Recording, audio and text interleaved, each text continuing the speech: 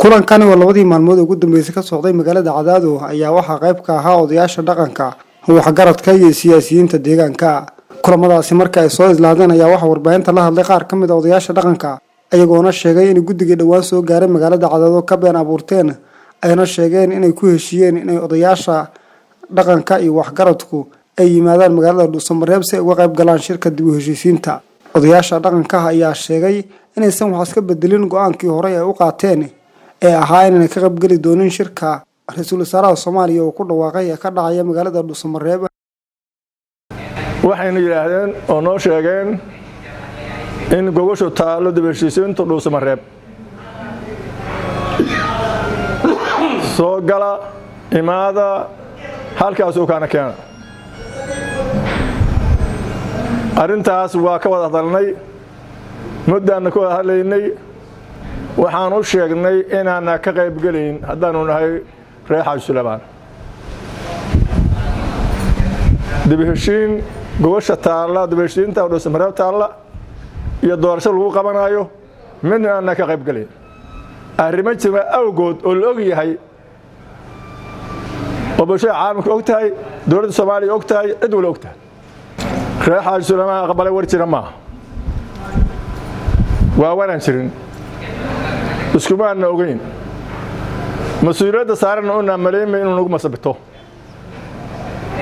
hadda ma ka qayb galayno gogosha ka qayb galimayno uban soconno nala ka sugi maayo inta waxa waliya cid nagu matashaa ma jirto wasiir xildhibaan siyaasi kale nimadan soo ismagacaaba min nagu matashaa ma jirto.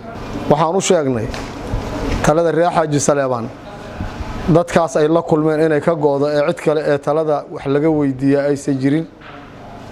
waxaan maqalnay oo idaacadaha ka dhageysanay inay yiraahdeen reer Xaaji Suleymaan iyo reer Cadaado waa soo heshiinay waxayna naga aqbaleen inay yimaadaan Dhuusamareeb tabashadoodana ka sheegtaan.